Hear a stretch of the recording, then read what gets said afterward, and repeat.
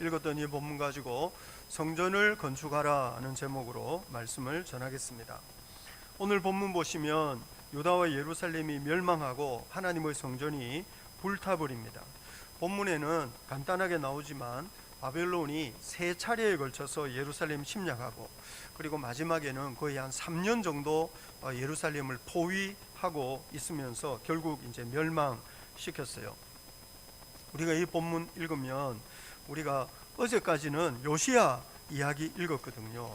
그런데 이 요시야 왕은 얼마나 훌륭한 왕이었는지 모릅니다. 그런데 요시야 이후에 4명의 왕이 등장하고, 그 중에 2명은 거의 한 100여일 정도밖에 통치를 못했지만, 그리고 2명 왕이 한 20여 년, 그렇게 해서 요시야 이후에 한 20여 년 동안에 요시야의 아들 여호아하스, 그리고 여호야김, 그 다음에 여호야김의 아들 여호야긴, 그리고 또 요아스의 아들 시드기야가 차례대로 왕이 됐어요.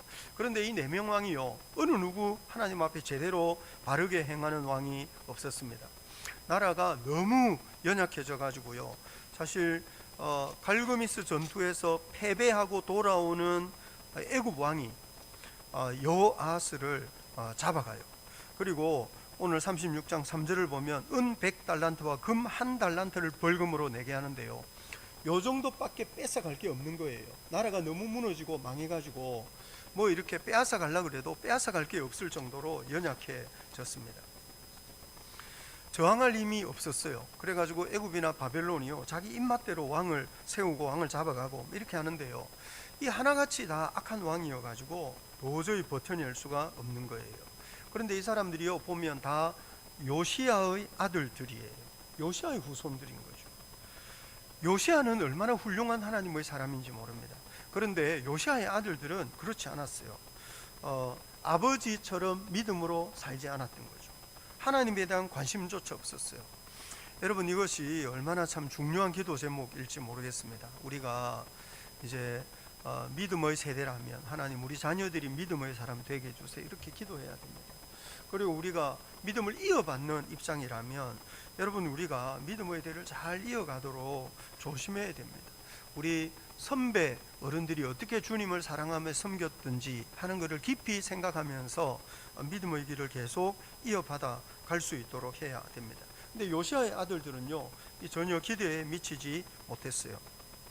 그래서 유다와 예루살렘이 회복되지 못하고 결국 나락으로 떨어져 가는 거죠. 그런데 유다가요, 물론 단번에 망하지 않아요. 그 애굽과 바벨론이 순차적으로 반복해서 쳐들어와요. 왜 이렇게 했습니까? 사실 이거는 경고인 거죠. 이것은 징계인 거예요.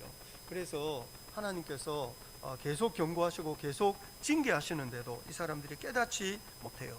그리고 점점 더 아주 악을 행해서 결국 소망이 없어져 버리는 것을 볼 수 있습니다. 이 사람들이 얼마나 악했는지를 오늘 본문이 4가지로 설명하고 있는데요, 하나님의 말씀을 들어도 겸손하게 순종하지 않아요. 오늘 본문 12절 한번 보시겠습니까? 역대하 36장 12절입니다. 같이 한번 읽어볼까요? 시작. 그의 하나님 여호와 보시기에 악을 행하고 선지자 예레미야가 여호와의 말씀으로 일러도 그 앞에서 겸손하지 아니하였으며, 예레미야는 얼마나 훌륭한 선지자입니까? 그렇지만 이런 선지자의 말을 듣고도 겸손하게 순종하지 않았어요. 그리고 두 번째로 이 사람들은 바벨론 왕 느부갓네살 앞에서 하나님의 이름으로 맹세하였고 그 약속 지키지 않아요. 13절 보시면 같이 한번 읽어볼까요? 시작. 또한 느부갓네살 왕이 그의 하나님을 가리켜 맹세하게 하였으나 그가 왕을 배반하고 목을 곧게 하여 마음을 완악하게 하여 이스라엘 하나님 여호와께로 돌아오지 아니하였고, 그래서 자기들이 큰 소리치며 약속한 거 지키지 않고 항복해놓고 배신한 거죠. 그리고 또 세 번째로 이 사람들은 성전을 더럽혔어요. 오늘 보면 14절 한번 보시겠습니까? 같이 한번 읽겠습니다. 시작. 모든 제사장들의 우두머리들과 백성도 크게 범죄하여 이방 모든 가증한 일을 따라서 여호와께서 예루살렘에 거룩하게 두신 그의 전을 더럽게 하였으며, 사실 성전은 거룩한 곳이거든요. 성전이 거룩할 뿐만 아니라 성전은 유다와 예루살렘을 거룩하게 만드는, 성전 거룩한데 사실 성전은 성전만 거룩한 것이 아니고 유다와 예루살렘을 거룩하게 만드는 은혜의 원천과 같은 곳인데, 그 은혜의 원천, 거룩함의 원천인 성전이 더럽혀진 거죠. 그런데 누가 그런 짓을 했느냐 하면 모든 제사장들의 우두머리들과 백성이 함께 이제 그렇게, 제사장이라면 사실 백성이 범죄해도 이 성전의 거룩함을 지켜내어야 될 사람들인데 그게 아니고 한 마음이 되어가지고 성전을 더럽힌 거죠. 이 성전을 더럽혔다는 것은 아마 전체적인 맥락을 볼 때 성전의 이방신상, 그 우상, 바알과 아세라 같은 태양상 같은 이런 거 세운 것 같아요. 사실 바알과 아세라가 그 시대에 어떤 강함, 화려한 풍요로움의 상징이었거든요.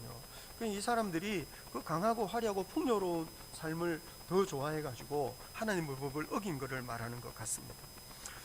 성전을 더럽히고 이 사람들이 하나님을 떠났는데요. 아주 재미있는 것이 오늘 보면 9절 한번 보시겠어요? 9절 아주 주목할 만해요. 같이 한번 읽겠습니다. 시작. 여호야긴이 왕위에 오를 때 나이가 8세라 예루살렘에서 석 달 열흘 동안 다스리며 여호와 보시기에 악을 행하였다. 8살짜리 왕이 더욱이 석 달 열흘 100일 동안 왕노릇했는데 고약한 짓을 하면 얼마나 할 수 있었겠습니까? 그런데 여호야김이 8살의 왕이 돼가지고 석 달 열흘 동안 다스렸는데 여호와 보시기에 악을 행했다, 이렇게 말합니다. 석 달 열흘 다스린 왕, 8살짜리 왕이 무슨 악한 짓을 하면 했겠습니까? 그런데 이거는요, 이 시대에는 이미 하나님을 떠나서 악을 행하는 것이 일종의 문화가 되고 풍속이 되어버렸다는 것을 말하는 것입니다. 누가 어떤 개인이 뭐 특별한 악을 행해서라기보다 그 시대 자체가 이렇게 악한 거죠. 여러분은 언제나 보면 시대 풍속, 시대 문화라는 것이 있습니다. 그 시대를 지배하는 풍속과 문화. 그래서 뭔가 염치를 알고 뭔가 조심스럽게 사는 그런 문화가 있는가 하면 그냥 아주 그냥 거침없이 사는 그런 거를 당연하게 생각하는 문화가 있어요. 그러니까 우리가 어떤 문화 속에 살고 있는가 하는 것에 대해서 좀 생각할 줄 알아야 합니다. 사실 우리 시대의 문제는요, 모든 사람이요 자기 하고 싶은 거를 다 해야 자유롭다고 생각하는 거예요. 그리고 모든 자기 하고 싶은 거를 다 해야 행복하다고 믿어요, 우리 시대가. 여러분, 그래서 우리 시대는요 개인의 자유를 거의 우상처럼 생각하는 시대에 살고 있습니다. 예수 믿는 사람으로서는 대단히 바람직하지 않은 것입니다. 예수 믿는 사람은 뭐든지 자기 하고 싶은 것을 다 해야 자유가 아니고 자기 하고 싶은 것을 다 해야 행복한 것이 아니다는 사실을 우리가 잘 배워야 합니다. 요즘 우리 사회에요, 이게 낙태가 이슈가 되고 있어요. 낙태가 이슈가 되고 있는데 하여튼 뭐 여러 가지 사실 쉽게 말하기 어려운 면들이 있어요. 그런데 낙태 이슈에서 아주 중요한 주장들이 뭐냐면 여성의 자기 결정권입니다. 임신 중단권, 뭐 이런 권리 주장. 여러분, 개인의 자유와 개인의 권리가 대단히 중요합니다만 사실상 어떤 중요한 문제들을 이야기할 때 권리 주장을 하기 시작하면 이거 해결하기가 쉽지 않습니다. 그래서 우리는 성경을 통해서 배우는 것은 권리 주장보다 일종의 자기 부인인 거거든요. 그러니까 이 세상의 풍속과 성경이 가르치는 바가 어떻게 다른지에 대해서 우리가 분별할 줄 알아야 한다는 것입니다. 요즘은 다 자기 하고 싶은 것을 해야 되고 자기 하고 싶은 걸 해야 행복하다고 생각하는 이런 시대 같으면 우리가 사회적인 억압과 개인적인 방종 사이에 균형을 잡기가 상당히 어렵습니다. 이게 뭐 여하튼 수백 년 논쟁거리이기는 합니다만 여하튼 이게 어떤 개인의 권리, 개인의 자유에 어느 정도의 절제, 어느 정도의 합리적 규제 할 수 있을지 이게 사실 쉬운 일이 아니에요. 그렇지만 우리가 분명히 잘 이해하고 있어야 되는데 우리 사회는 개인의 자유, 개인의 방종을 용인하는 흐름을 타고 있어서 이게 점점점 이게 하나님을 떠나고 있다는 것을 우리가 잘 기억해야 될 필요가 있습니다. 그래서 이런 시대에 예수 믿는 사람들은요 하나님의 말씀에 순종하는 법을 잘 배워야 됩니다. 영적인 권위 아래 복종하는 연습을 계속해야 됩니다. 근데 우리 사회는요 개인의 자유, 개인의 권리를 너무 주장하다가 보니까 권위라는 말 자체를 부정적으로 생각하는 시대가 되었습니다. 권위 이러면 그거 별로 좋아하지 않아요. 예수 믿는 사람들은 우리는 늘 하나님의 말씀의 권위 아래 있는 거거든요. 우리는 하나님의 말씀에 순종하는 법을 배우는 거예요. 그래서 이 복종과 순종이 사실 예수 믿는 사람에게는 절대로 잃어버려서는 안 되는 덕목이거든요. 근데 이게 쉽지 않습니다. 요즘은 예배조차도요, 자기 편의에 따라 드리려고 하는 시대입니다. 예배조차. 여기 코로나 상황에서 이게 점점점 심해지고 있어요. 여러분, 그런데 예수 믿는 사람이 분명히 기억해야 될 것은, 예배에 있어서 결정적으로 중요한 것은 예배 드리는 사람이 아니라 예배를 받으시는 하나님이신 줄 알아야 합니다. 우상 예배와 하나님을 섬기는 신앙의 결정적인 차이가 있는데, 우상 예배는 어떤 신을 섬길지, 언제 섬길지, 어디서 섬길지, 어떤 방법으로 섬길지 자기가 다 정해요. 자기 편한 대로 하는 거예요. 자기에게 유익한 대로 하는 거예요. 하나님을 섬기는 신앙은 그렇지 않습니다. 여러분, 우리 영적 철인하면서 성경 통독 다 하셨을 때, 성경 통독할 때 제일 읽기 어려운 부분이요, 출애굽기 25장 후반부, 그리고 레위기 뭐 이런 겁니다. 근데 그게 다 뭔 줄 아십니까? 여러분, 출애굽기 25장 후반부가 성막 만드는 것이고, 레위기는 다 하나님을 섬기는 예배에 대한 것입니다. 여러분, 고대 사회는 모든 우상 숭배자 다, 고대 사회는 무신론자가 없었어요. 고대 사회는 다 나름대로 그 신앙, 종교, 예배 드리는데, 그 시대의 모든 우상 숭배는요, 핵심이 다 뭐냐면 자기가 원하는 신을 자기가 원하는 때, 자기가 원하는 장소에서 자기가 원하는 방법대로 섬기는 거예요. 하나님이요, 그렇게 못하게 하십니다. 예배 장소 정하시고, 예배 절차 다 정하시고, 어떤 제물을 언제 어떤 방식으로 드려야 될지 너무 구체적으로 그거를 정해놨기 때문에 우리가 그거 읽기 어려운 거예요. 너무 구체적이에요. 예배에 대해서. 하나님은 예배 드리는 사람을 통제하려고 하시는 겁니다. 여러분, 이게 아주 중요합니다. 우상 숭배는 예배 드리는 우상 숭배자가 우상을 통제하는 겁니다. 그런데 하나님을 섬기는 신앙은 예배를 드리면 하나님이 우리를 통제하십니다. 영적으로 성숙하다는 것은 하나님의 통제를 잘 받을 수 있으면 영적으로 성숙한 것이고, 하나님의 통제를 잘 받을 수 없으면 영적으로 성숙하지 않습니다. 세상 사람들은 자기가 초월적인 능력을 얼마나 통제할 수 있느냐는 것을 영빨이라고 말합니다. 세상 사람들은 초월적인 능력을 얼마나 잘 통제할 수 있느냐가 자기 능력이라고 말한다고요. 예수 믿는 사람은 하나님의 통제를 얼마나 자연스럽게, 얼마나 철저하게 잘 받을 수 있느냐는 것이 영적인 수준을 가늠하는 것입니다. 그래서 세상 사람들은 거침없이 사는 것을 능력이라고 말합니다. 세상 사람들은 자기 마음대로 다 할 수 있는 것을 능력이라고 말하는데, 예수 믿는 사람의 능력은 하나님께 철저하게 복종하고 하나님께 철저하게 지배를 받아서 자기를 부인하고, 여러분, 그래서 자기를 깨뜨리고 우리 주님께 매인받은 삶을 사는 그거를 영적으로 성숙하다고 말한다. 여러분, 그래서 우리 시대의 문화와 성경이 가르치는 바가 전혀 다르다는 사실을 우리가 잘 이해해야 돼요. 그렇지 않으면 이게 점점 세상으로 가는 거예요. 우리 어제 묵상했던 요시야, 이렇게 그 유월절 지킬 때도 어제 본문에 계속 반복되는 것이 규례대로, 명령대로, 명령대로, 기록한 대로. 여러분, 모든 예배는 규례와 명령, 기록한 대로 자기 마음대로 창의적으로 할 수 있는 것이 아니고, 도대체 하나님이 우리에게 무슨 말씀을 하시는가 듣고 배워서. 여러분, 그래서 예수 믿는 신앙이라는 것은 권위 아래에 있다는 것입니다. 권위 아래에 있을 줄 아는 그것이 예수 잘 믿는 것인 줄 알아야 합니다. 이게 쉽지 않아요. 쉽지 않다고요. 그래서 유다와 예루살렘은요, 회복이 불가능했는데, 그 이유가 뭐냐면 그런 하나님의 권위 아래 복종하지 않는 거예요. 그리고 그 하나님의 말씀을 전하는 선지자들을 조롱하고 비웃고 멸시했던 거죠. 오늘 본문 15절 한번 보시겠습니까? 본문 15절입니다. 같이 한번 읽어볼까요? 시작. 그 조상들의 하나님 여호와께서 그의 백성과 그 거하시는 곳을 아끼사 부지런히 그의 사신들을 그 백성에게 보내어 이르셨으나, 그의 백성이 하나님의 사신들을 비웃고 그의 말씀을 멸시하며 그의 선지자를 욕하여 여호와의 진노를 그의 백성에게 미치게 하여 회복할 수 없게 하였으므로. 여러분, 이게 회복 탄력성이라는 게 있어요. 이게 회복할 수 있는 선이 있고 이게 안 되는 때가 있는 거예요.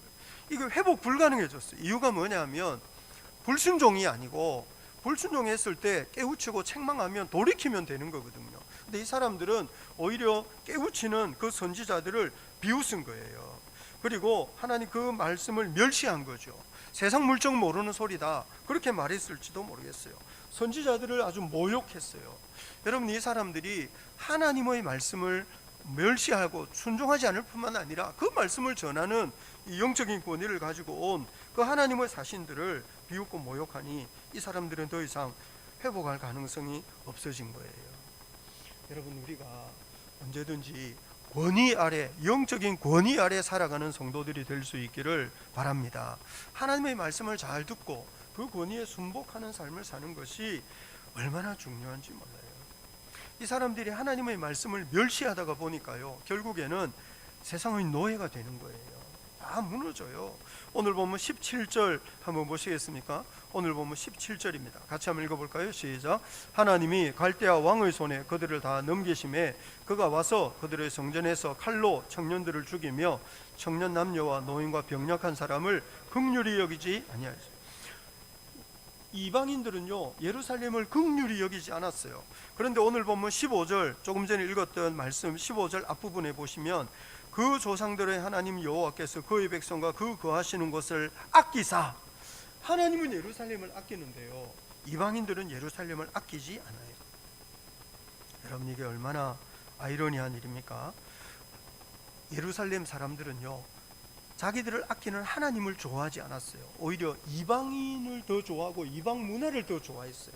그런데 그 이방 문화의 주인공 이방인은 예루살렘을 아까워하지 않았어요. 다 불태우고 다 무너뜨리고 다 파괴해요. 조금 전에 읽었던 17절 보시면 17절, 그가 와서 그들의 성전에서 칼로 청년들을 죽이며. 여러분, 이 심판이요, 성전에서부터 시작이 돼요. 성전이 뭡니까? 성전은 유다와 예루살렘을 지키는 보루와 같은 것이었습니다. 성전에서 드리는 예배, 성전에서 드리는 기도가 사실 유다와 예루살렘을 지켜냈거든요. 근데 이 사람들이 그거를 포기하니까, 예배와 기도를 포기하니까 성전에서부터 심판이 시작되는 거예요. 여러분, 우리가 예배를 지키는 것이 아니라 예배가 우리를 지키는 줄 믿으시기 바랍니다. 여러분, 우리가 하나님의 말씀을 지키는 것이 아니라 하나님의 말씀이 우리를 지켜주는 것인 줄 알아야 합니다. 오늘 본문이 말하는 것이요, 예루살렘이 이렇게 무너져요. 그런데 그거는 하나님의 말씀이 이루어진 결과라는 거죠. 오늘 본문 21절 한번 보시겠습니까? 역대하 36장 21절입니다. 같이 한번 읽어볼까요? 시작. 이에 토지가 황폐하여 땅이 안식년을 누림같이 안식하여 70년을 지냈으니 여호와께서 예레미야 입으로 하신 말씀이 이루어졌더라. 하나님께서 미리 다 경고하신 거예요. 우리 지난번에 예레미야 묵상했을 때 본 적 있지만, 거짓 선지자들은 예루살렘 절대로 무너지지 않는다, 하나님이 성전을 지키신다, 이렇게 말했어요. 예레미야는요, 아니야, 너희들이 성전을 더럽히고 너희들이 하나님의 말씀을 멸시하고 너희들이 영적인 권위를 모욕하고 있기 때문에 결국 예루살렘 무너질 거야. 선지자 예레미야의 말씀대로 무너졌다는 거예요. 하나님의 말씀이 이루어지는 거죠. 지난번에 예레미야 29장 10절 보시면, 바빌론에서 70년이 차면 내가 너희를 돌보고 내 선한 말을 성취해서 이곳으로 돌아오게 할 거다. 여러분, 예레미야가 이런 말을 했을 때 거의 뜬구름 잡는 이야기처럼 들었어요. 이 사람들이 허황된 이야기로 들었다고요. 예레미야가 예루살렘의 멸망을 예고할 때도 듣지 않았을 뿐만 아니라 멸망하지만 70년 후에 돌아오게 될 거다, 이렇게 말을 했을 때 그 시대 사람들에게는 이것이요, 거의 진짜 어떻게 보면 허황된 이야기. 오늘 역대하가 말하는 것은 예레미야가 예언한, 예레미야가 경고한 그 말씀대로 되었다. 왜냐하면 역대기를 기록하고 읽었던 사람들은 포로 생활을 마치고 돌아온 사람들이었거든요. 이 사람들은 정말 선지자 예레미야의 말대로 다 됐구나, 이거를 자기들이 이미 알고 경험한 거예요. 얼마나 후회스러웠을까요? 많은 사람들이 뒤늦게 후회합니다. 하나님의 말씀이 우리 귀에 들릴 때 그 말씀을 듣고 하나님의 말씀이 우리에게 선포될 때 그 말씀에 순종하는 것이 얼마나 중요한 일인지 모르겠습니다. 역대하는요, 우리가 이제 역대하 마지막 부분을 읽고 있지만 사실 돌아온 사람들이 후회하면서 우리가 어떻게 이 모양이 되었는가 반성하면서 기록한 책이라고 할 수 있습니다. 그리고 역대하의 결론은 사실 22절과 23절입니다. 22절, 23절 한번 보시겠습니까? 같이 한번 읽어볼까요? 시작. 바세의 고레스 왕 원년에 여호와께서 예레미야 입으로 하신 말씀을 이루시려고 여호와께서 바사의 고레스 왕의 마음을 감동시키심에 그가 온 나라에 공포도 하고 조소도 내려 이르되 바사 왕 고레스가 이같이 말하노니 하늘의 신 여호와께서 세상 만국을 내게 주셨고 나에게 명령하여 유다 예루살렘의 성전을 건축하라 하셨나니 너희 중에 그의 백성 된 자는 다 올라갈지어다 너희 하나님 여호와께서 함께 하시기를 원하노라 하였더라. 이게 이제 고레스, 페르시아 초대 왕 고레스가 포로가 되어 바벨론 시절에 포로되어 끌려온 모든 민족들을 다 자기 고향으로 돌아가게 했어요. 이게 고레스 실린더, 키루스 실린더라고 하는 이게 유물이 있는데 거기에 다 이게 남아 있습니다.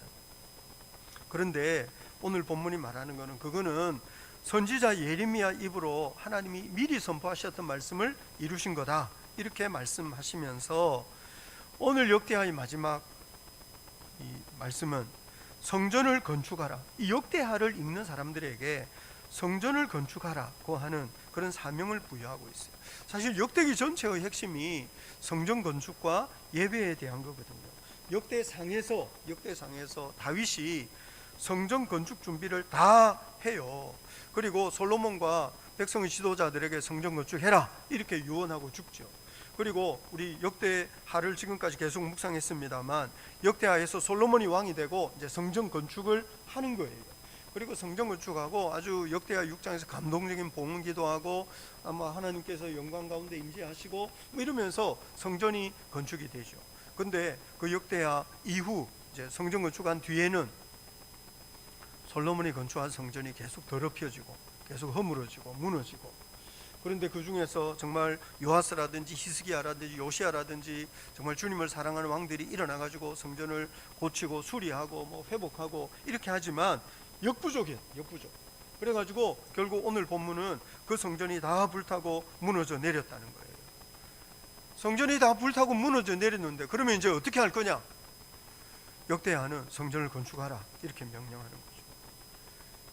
여러분, 우리 시대도 많은 사람들이요 교회가 타락했다 그러고 우리 시대도 많은 사람들이 교회에 소망이 없다 그러는데 여러분, 우리도 이 성전을 회복하고 수축하고 재건하는 그런 일을 우리 사명으로 받아야 합니다. 성전이 뭐겠습니까? 성전은 모든 열방이 바라볼 소망인 거죠. 그래서 지난번에 우리 이사야 묵상할 때 이사야 2장 2절부터 3절에 이런 말씀이 있었어요. 같이 한번 읽어볼까요? 시작. 말일에 여호와의 전의 산이 모든 산 꼭대기에 굳게 설 것이요 모든 작은 산 위에 뛰어나리니 만방이 그리로 모여 들 것이라. 많은 백성이 가며 이르기를 오라 우리가 여호와의 산에 오르며 야곱의 하나님의 전에 이르자. 그가 그의 길을 우리에게 가르치실 것이라. 우리가 그 길로 행하리라 하리니 이는 율법이 시온에서부터 나올 것이요 여호와의 말씀이 예루살렘에서부터 나올 것임이니라. 여러분, 이것은 성전입니다. 이사야가 말했을 때 온 세계 모든 민족들은, 모든 열방은 하나님의 전의 그 성전을 바라보고 나와야 된다는 거죠. 그런데 이것이 어떤 물리적인 장소, 물리적인 건물이겠습니까? 여러분, 물리적인 장소, 물리적인 건물로서의 성전은 이제 더 이상 의미가 없습니다. 왜냐하면 예수님이 오셨거든요. 그래서 신약 성경을 읽는 우리에게 건물은 어떤 특정한 장소에 있는 특정한 건물이 아니에요. 물론 특정한 장소, 특정한 건물 주장하는 사람들이 있어요. 이상한 사람들이 있어요. 별의별 사람들이 다 있다요. 다 있거든요. 우리 시대에 우리나라에요 전이산이라는 데가 있어요. 어디 있는지 아십니까? 여러분, 그 여호와의 안상홍 증인의 사람들이 성경을 읽다가 마지막 날 이 안상홍 이게 같은 그 하나님이 어디로 다시 오시느냐? 전이산으로 오신다. 전이산이 어디서 나왔느냐 하면 여기 조금 전에 읽었던 이사야 2장 2절에 여호와의 전의 산이 모든, 그래가지고 우리나라에서요 전이산을 찾은 거예요. 근데 우리나라에 전이산이 있더라고요. 그리고 전이산 연수원이 있어요. 거기 성지예요, 성지. 이런 식으로 성경을 읽는 거죠. 여러분, 그러니 이게 그러니까 이 성경을 읽는 게 희한해. 그거 상식적으로 아니죠. 상식이 통하지 않아요. 이를테면 신천지 이런 사람들 뭔 이야기를 할 때 이게 상식이 통하지 않는 거예요. 이게 성경을 이상하게 읽기 시작하면 한없이 이상해가지고요. 요즘도 우리나라에도 예루살렘에 제3성전 짓는다고 그거 막 홍보하고 건축원금하고 이런 분들 우리나라에 있습니다. 성경을 그렇게 읽으면 안 되고, 성경은 하나님의 약속이 성취가 되어서 점점 이게 구원의 계시가 발전하는 게 있어요. 그래서 더 이상 어떤 특정한 장소, 특정한 건물을 성전이라고 하지 않는다고요.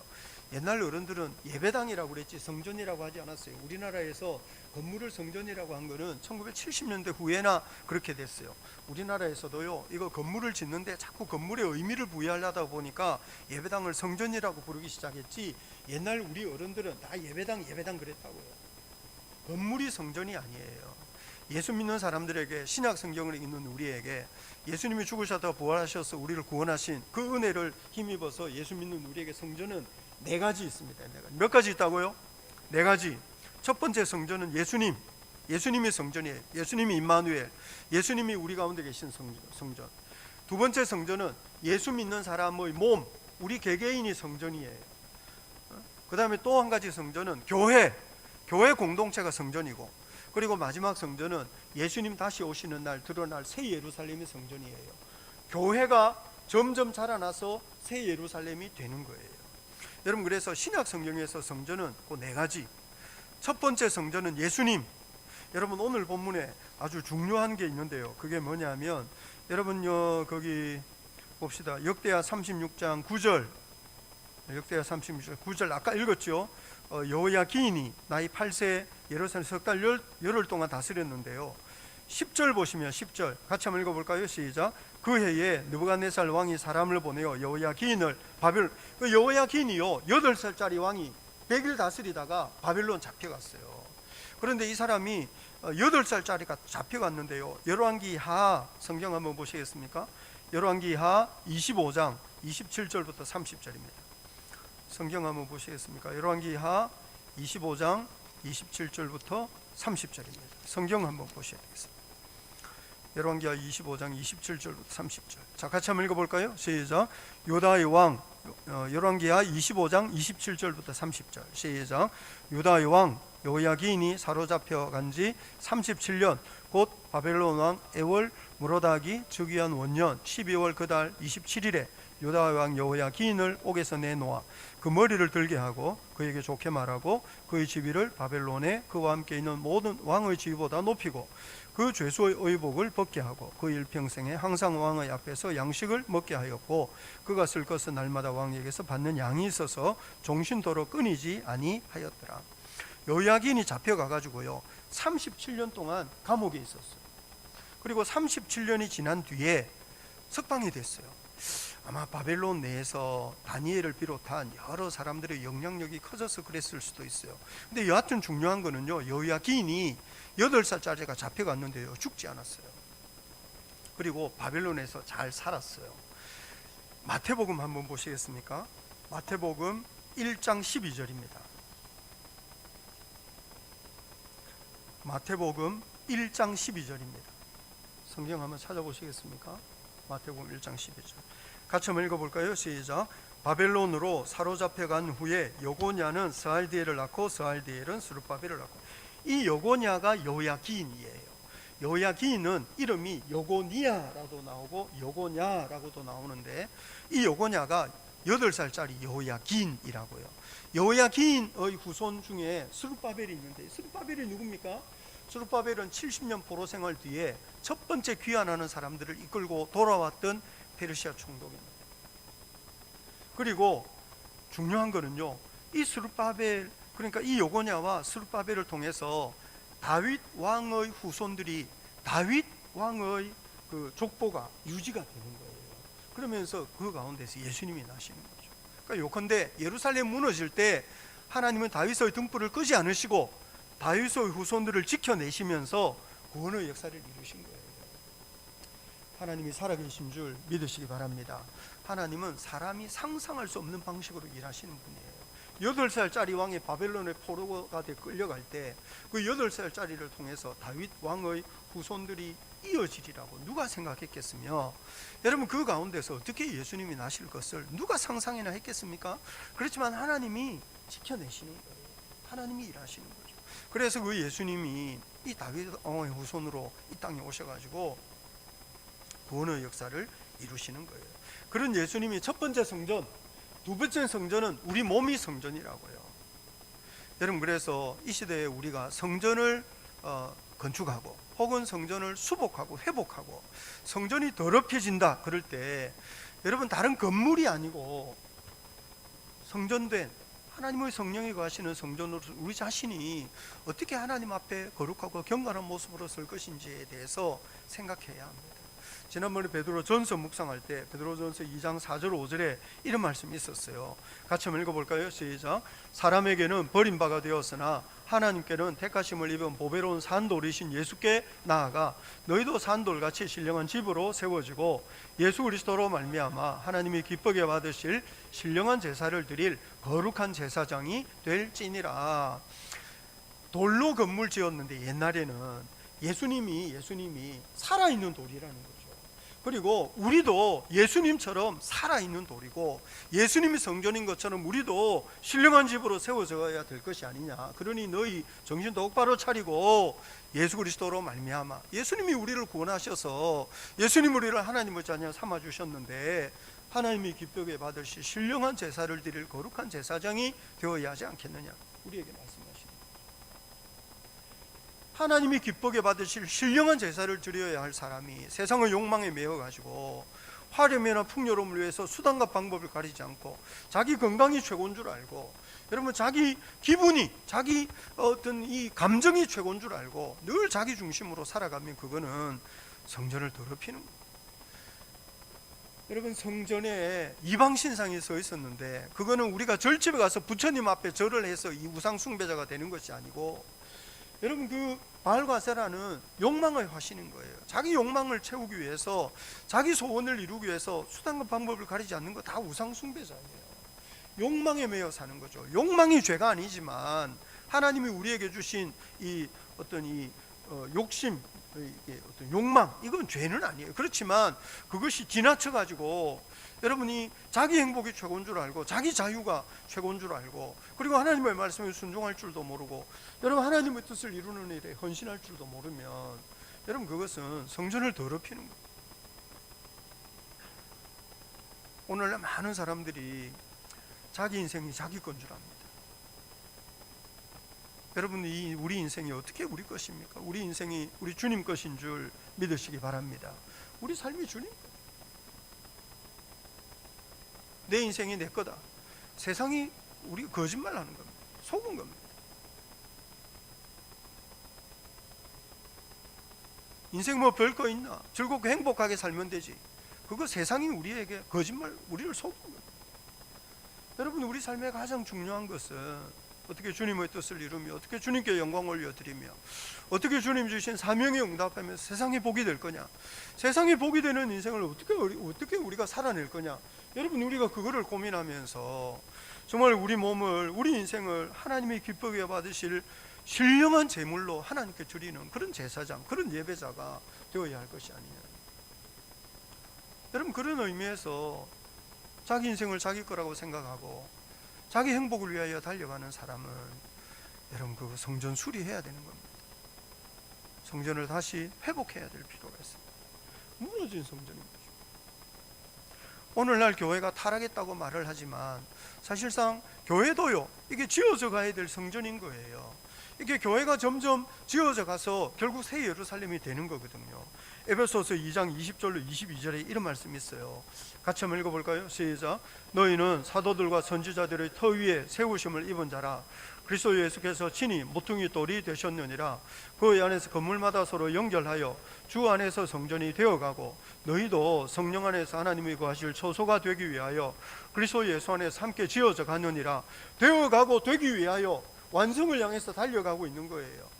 아직 완성되지 않았어요. 이것이 되어가고 되기 위하여 완성이 되면 새 예루살렘으로 드러나겠죠.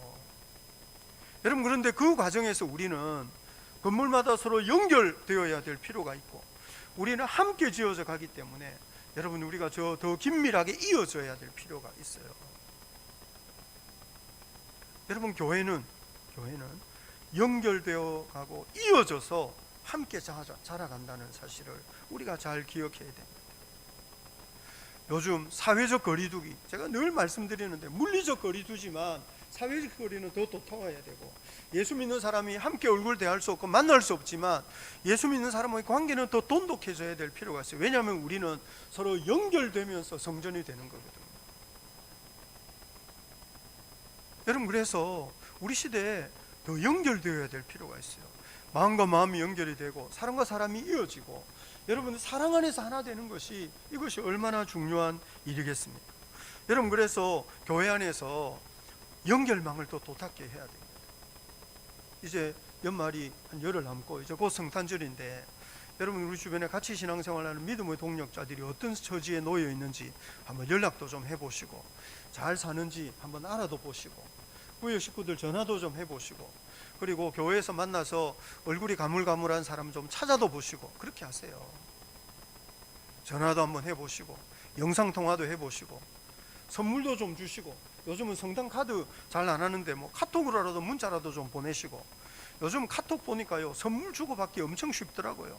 그래서 주변 사람들 선물도 주시고, 그러면서 내가 너를 사랑하고 내가 너를 기억하고 내가 너를 내 마음에 품고 있다. 여러분, 그래서 어느 누구도 이 연말에 외롭지 않고 우울하지 않도록 서로 좀 격려하고 서로 좀 위로하고 좀 사랑을 좀 드러내보세요. 믿음의 동력자들 가운데 그런 사랑을 좀 드러내시고, 그리고 더 나아가서 불신자들에게도 예수님이 이 땅에 오셨다고, 우리를 구원하기 위해서 오신 거라고, 예수님이 십자가 짊어지기 위해서 오신 것이고, 그 예수님의 성육신과 죽음을 통해서 우리가 생명을 얻었노라고, 여러분, 그렇게 좀 이야기하고, 성탄절을 그냥 어디 갈 데도 없고 만날 데도 없고 식당도 문 닫고 카페도 문 닫고 그러면서 혼자 우울하게 보내지 말고, 여러분, 주변 사람들을 은혜 가운데로 초대하고, 주변 사람들을 여러분이 주님을 주목하게 하면서, 여러분, 그래서 이 세상을 좀 연결시키는 일에 헌신해 보셔요. 왜냐하면 우리가 서로 연결되면서 함께 지어져 가는 거거든요. 그래서 교회 안에 어느 누구도 홀로 있지 않도록, 어느 누구도 외롭지 않도록, 어느 누구도 내 주변에 아무도 없구나 그런 생각하지 않도록, 여러분, 그렇게 돌봄을 챙기면서 연말 지내보세요. 교회는요, 서로 연결되면서 지어져 가는 거예요. 그리고 그 연결망이 더 점점 튼튼하고 촘촘하고 두터워지면서 교회가 교회다워지는 거거든요. 많은 사람들이요, 신앙생활을 자기 문제라고 생각합니다. 하나님 앞에 홀로 서는 거다. 여러분, 어떤 의미에서 그게 중요하지만, 여러분, 신앙생활은 혼자 하는 것이 아니고 함께 지어져 가는 것인 줄 알아야 합니다. 그래서 홀로 서기 하지 말고, 어떻게 교회 안에서 함께 은혜를 바라고 함께 말씀으로 권면하고 함께 서로를 위로하면서 함께 자라갈 거냐 하는 것을 더 깊이 생각해야 될 필요가 있는 거죠. 그런 의미에서 우리 성전은 다시 수리가 되고 보수가 되고 수축이 되고 재건되어야 될 필요가 있는 거죠. 예수님이 성전이고 우리 몸이 성전이고 교회 공동체가 성전이고, 이 교회 공동체가 자라서 새 예루살렘이 되는 줄 알아야 합니다. 그리고 세상이 그런 교회를 기다리고 있는 줄 알아야 합니다. 우리 주님께서 그런 교회를, 그런 성전을 건축하라고 명령하시는 줄 알아야 합니다.